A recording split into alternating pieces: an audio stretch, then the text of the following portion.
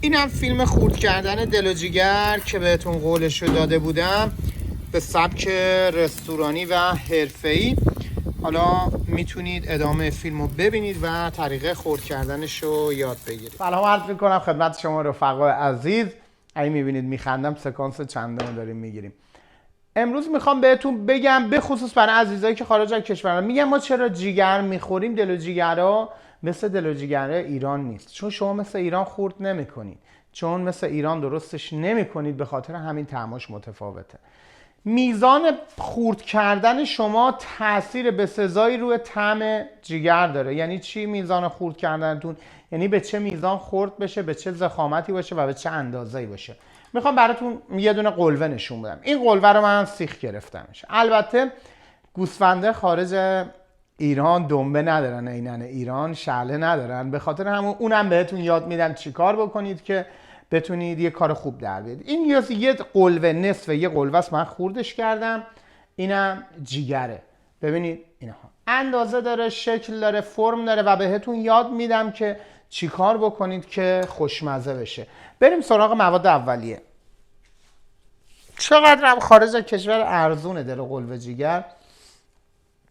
خب اینی که میبینید به انگلیسی کلفت بهش میگن، همون کلفت یادتون باشه، کلفت بهش میگن و میتونید همه جا تهیه بکنید. یا پرده چربی هم بهش میگن پرده بهش. این از این. خود کلفت ها قسمت هایی دارن، بریم این دیگه کلا دانشگاهی کلاسش. این قسمت هایی داره که ضخیمه و قسمت هایی هم داره که پرده های نازکی روش داره. الان من پرده های نازکش رو برداشتم که میشه این و این قسمت های ضخیمش. حالا در رابطه با قسمت های ضخیمش ما میخوایم به سیخ بگیریم مثل این دنبه. میایم قسمت های ضخیمش رو ور میداریم، تا کوچیک میکنیم به این شکل. میبینید چند تا میکنیم، مثلا این اندازه کفایت میکنه. حالا این چربی شاید هم خورده نشه ولی کمک میکنه به اینکه جیگرمون چرب بشه، چون جیگر چربی نداره. چند تا ضربه بهش میزنیم و مثلا یه تیکه کوچولو ازش در میاریم به این شکل. الان مثلا من بخوام اینو سیخش کنم به راحتی سیخ میشه. پس چربی خوشمزه و خوش‌طعمی که میخوایم تامین بکنیم از کلفت تامینش میکنیم. این از این. پس این شد چربی سازیش. حالا میایم سراغ پرده جیگر. مواد اولیه رو بریم باقیشو یادم رفتیم فیلمو شروع کردیم. دل داریم، قلوه داریم، جیگر داریم. هم زیادی هم نمیخواد. فلفل دلمه های رنگی داریم. حالا چه فلفل دلمه ای خوبه؟ فلفل دلمه رو قبل مصرف کردن از یخچال درش بیارید، به مدت 4-5 ساعت بیرون بمونه تو هوا که نرم بشه، ترده و شکننده نباشه. پیاز هم داریم که اینجوری به شکل مربع من خوردش کردم. بریم اولین کاری که میکنیم من این پرده رو بهتون یاد بدم. خب بس چربی سازی رو یاد گرفتید. چند لایه قسمت ضخیم کلفت رو میکوبید و میشه این میشه چربیایی که برای جیگر نیاز داریم. اما یه مدل هم هست پرده پیچه. من چند سال پیش یه چند نمونهش رو آموزش شدم. حالا ما جیگری که داریم 4 انگشت عرضشه. ما میخوایم اینو بگیریم برای اینکه دور جیگر بپیچیم، اما کاملش نمیکنیم. اگه کاملش بکنی یعنی فقط دارید چربی میخورید. من بعضی وقتا میبینم بعضیا میپیچن اصلا کارو خرابش میکنن. ببینید به اندازه 2 انگشت، ضخامت 2 انگشت اینا رو برش میزنیم. چرا؟ چون باید جیگرمون از این ور اون ورش بیاد بیرون، همش مزه چربی نگیره. بعضی از کبابا رو دیدید رول میپیچن. دیگه ما خودمون شفیم میدونیم. باورتون نمیشه خدام بیاد اون چربی وسطش نمیپزه. به این کلفتی چربی میذارن. اگه چربی آب کردن شوخیه، سرطان رو پول میدیم خودمون میخریم. یه مقداری تو مصرف چربی دقت بکنیم. این از این. اینا رو بس به اندازه 2 انگشت بریدم. جیگرم 4 انگشت شد. این از این. اینا رو میذارم کنار. این یه تیکرم آرایشش کنم. این از این رفت کنار و میریم سراغ خرد کردن جگر. من جگری که گرفتم آوردم کامل نبود، نصفش کرده بودن، ولی حالا مهم نیستش. جیگرمون وسط یه تیکه پوستینا داشت، اونا رو گرفتم. گوشه جیگرم نداره که گوشه جیگر رو بهتون نشون بدم. دستمون رو به این شکل میذاریم روی کار و یه برش تا انتها میزنیم. نگران نباشید که قسمت های انتهاییش حالا ضخیم میشه یا نازک میشه. این از این. و میام سراغ این یکی قسمتش، دستامو میذارم و یه برش میزنم. همشون هم یه اندازه چون جیگر گوسفندیه. حالا میایم سراغ قلوه. قلوه رو هم سعی میکنیم که این پوستشو بکنیم و دور بندازیم. این قلوه ها برش خورده تو اینجا، برای اینکه تستش بکنن مریضی نداره. قلوه هم همین جایی که تیغ خورده برشش میزنیم. این از این. قلوه هم بس به این شکل شد 2 تیکه. میایم سراغ دل. این قسمت بالایی رو بهش سردل میگن، خیلی خوش خوراکه. این سردل رو یه سریا میزنن، جیگرکی قدیم میزدن. حالا چی کارش میکردن بهتون میگم. اینو به این شکل میزنن، قسمت بالاییش رو باز میکنن و 2 تا تیکه پوست داره، اینا رو میگیریم و همینطور تو این قسمت ها. حالا اینا رو چیکار میکنیم؟ این هم خودش یه چربی خوشمزه است. اینا رو هم به این شکل به شکل مربعای کوچیک میبریم. این قسمتشو که این گلوگاه در میارم و اینم خوردنی نیستش. اینا رو هم سردلا رو هم بس به شکل تیکه های کوچیک میبریدیم. جیگرکی ها بعضی هاشون سردلا رو اصلا جداگونه میفروختند و سردل خیلی گرونتر بود. این از دل. کارمون رو اصلا با همین دل میریم برای شروع کردنش. به این شکل دل رو بازش میکنم و چاقو رو فقط عقب میکشم. همین، ببینید کامل باز شدش. حالا این یه تیکه‌ای که اینجا از همه ضخیم‌تره رو جداش میکنم و ور میدارم کارو یه دستش کنم. میریم برای خورد کردنش. به این شکل ببینید به اندازه تقریبا یه انگشت من خوردش کردم. حالا اینا رو مورب میزنم. چرا؟ چون که یه مقداری قدش بزرگتر بشه. این از دلمون. پس یاد گرفتیم که تا اینجا دل رو به چه شکل خورد بکنیم. برای قلوه. قلوه رو خیلی دقت بکنید. قلوه جنسش لطیفه و پاره میشه. اگه دوست داشتید یکی و اگه دوست داشتید میتونید ستاییش بکنید. میبینید 1 و 2 3. این دوتا قسمت آخر همیشه میاد. این یه دونه و دوتا هم اول و دوم. الان من قلوه رو سیخ کردم. 1 2 و این دوتا هم قسمت بالا. اما سیخ کردنش هم لم داره. قلوه رو بذارم کنار. بریم از جیگر شروع بکنیم و 2 سبکش هم بهتون آموزش بدم. خب حالا اینم به اندازه 1 انگشت.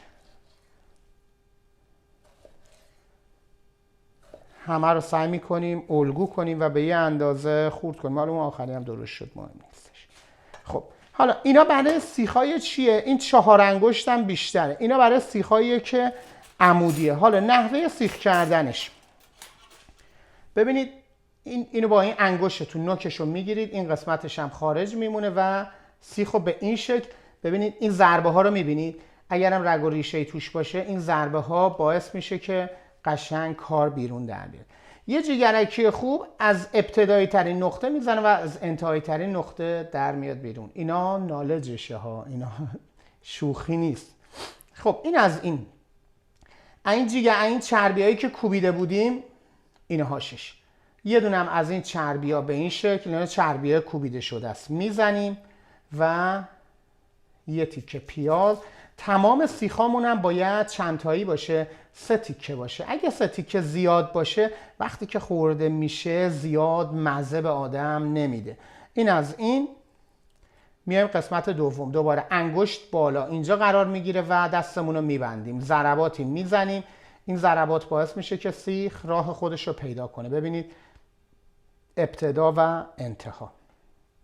اینو میایم و یه تیکه دیگه من چربی بزنم و قسمت جیگر رو تمومش بکنم. اینو اما خیلی خواسته بودن که آموزش بدم. فقط به صرف همین آموزش دادم که عزیزان بدونن و یاد بگیرن، به خصوص عزیزانی که خارج از کشور هستن. دوست دارن که مزه جیگراشون شبیه جیگرای ایران بشه.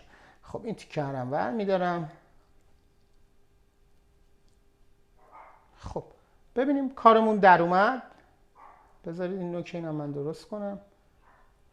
این یه سیخ کامل جیگر، قشنگ برش خورده، اندازه ها همه چی، چربی هم داره. خب اینو میذارمش کنار. این روش اول. میریم تو روش دوم. حالا تو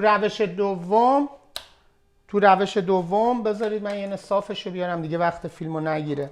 تو روش دوم یه مقداری سایز رو کوچیک‌تر میکنیم، همون 4 انگشتی که بهتون گفتم. اینا الان 4 انگشتیه. خب این از این، اینا رو من خردش کنم. این هم یه سبک جدید کاره که خیلی پرطرفداره، نه تو ایران، تو کشورهای دیگه هم خیلی دوست دارن و استفاده میکنن. پرده رو بر میدارم به این شکل، از نازکترین قسمتش دور جیگرم میپیچم، ولی محکم این کارو میکنم. ببینید به این شکل. جیگرم هم باید از این ور اون ورش بیادش بیرون و از جایی که کاملا قطع میشه میارم اینو میچسبونم به بعدی. یه دونه پیاز، مثلا به فرض مثال یه دونه فلفل دلمه. من یه دونه دیگه هم براتون بزنم و یاد بگیرید و قسمت جیگر رو تمومش بکنم. چربی زیادی هم دورش نذارید، یه اندازه‌ای بذارید که این چربی کاملا برشته بشه. ببینید اینو من میارم، همین یکی دو دورم بزنه کفایت میکنه. میبینید همینجا میتونید به راحتی قطعش بکنید و میایم سراغ سیخ بعدی. اینم باید محکم بپیچید که موقع پختن تنگتر بشه و بهتر پخته بشه. خب این از این و اینجا رو مرتب کنم، بریم سراغ دلامو. در رابطه با قلوه خیلی جنسش لطیفه. ما باید سیخو از اینجا رد بکنیم، از زیر این بیاد. اگه بیاد تو بافتا پاره میکنه، چون ما خیلی نازک خوردش کردیم دیگه. ببینید بعد ضربه بزنید، بدون ضربه اصلا کار نمیکنه. ببینید میبینید این از این به این شکل. مثلا میتونیم یه پیاز بذاریم، یه فلفل دلمه، حالا چربی هم میتونیم بهش بزنیم. میایم سراغ بعدی. ببینید از کجا زدم، از اینجا، چون میدونم از جای دیگه بزنم قلوه رو پارش میکنه. مراقبم و قشنگ سعی میکنم که به سیخ بکشمش. یه تیکه چربی براش میذارم، یه دونه پیاز، یه دلمه. اینا وقتی که پخته میشه لای نون که میکشید اصلا بیداد میکنه. خیلی اگه خالی باشه بورینگه و اصلا خوب در نمیادش. ببینید ضربه ها رو میبینید میزنم اینا. ببینید این جیگریه که بعد ببینید. بعد من میرم مهمونی میبینم یه جیگر زده انقدر به این گندگی، بعدم میخوری نه توش پخته نه روش پخته. خب این از این. پس اینم پروندهش رو جمع میکنیم، میریم یه سیخم برمیداریم سراغ دل. میدونم فیلمش طولانی شد، ولی خب به هر حال ارزش اینو داره که یاد بگیرید. من مجبورم که هر ستاشو بهتون یاد بدم. دل و جیگر خیلی مهمه خورد کردنش، تمام علمش تو خورد کردنشه. دل رو ببینید از کجا من سیخ گرفتم. دل به این شکل. اگه دارید پوست رو میزنید، این قسمتی که پوست داره همه رو به یه طرف بزنید. خب سردلم خورد کرده بودم، چربی سردلم داشتم. ببینید پرفکت. یه سردل میاد بالا، این سردل چربیشو تامین میکنه. یه تیکه پیاز، فلفل دلمه، به به، یه دونه اون نارنجیاش بده. فیلم بردار اون شاکی شده میچه همه رو سبز میزنیم. خب این از این. میایم سراغ قسمت دوم. تیکه دومش هم میزنم، اما خیلی باید مراقب باشید ابتدا و انتهایی ترین نقطه. ببینید چقدر کار قشنگ و شیک در اومد. یه تیکه دیگه یه سردل توپلم بردارم. البته من رژیمم نمیخورم اینا رو، حقیقتش تو رژیمم و چربیش خیلی بالاه. الانم تو رژیم غذایی هستم، به خاطر همین باید مراقب باشم. اینا رو سیخ میکنم و نمیخورمشون. میگم یکی از دوستام میاد میبرتش. خب این از این. و اینم اون قسمت آخری بودش که از همه کوچیکتر بود. اینم قسمت آخر. بس اینم شد دلمون. خب that's it. فیلم ما تموم شد و میدونم که این فیلم ارزش یاد گرفتن رو داره. بعضیا میگن آقا جوادی خورد کردن فیلم گرفتن نداره. من میگم داره. اندازه‌ای که شما ضخامت اینا رو تعیین میکنی رو طعمش تاثیر بسزایی داره. تو قسمت خورد کردن فیلم هم حتما دقت بکنید. تو یه غذا پیاز یه مقداری کم و زیاد خورد کردنش از تنظیم خارج بشه تمام غذا رو خراب میکنه. دوستتون دارم. از خدا بهترینا رو براتون آرزو میکنم. یه زمانی اولین رستوران جاده چالوس مال من بودش. بعد روزا کباب میفروختیم، شبام دل و جیگر سیخ میگرفتیم، انقدر سیخ دل و جیگر میرفتش و مشتریان میخوردن. یادش بخیر، یه 10 سالی میشه از ایران بیخبریم. آقا دم همتون گرم، دوستتون دارم، خدایا رو نگهدارتون باشه.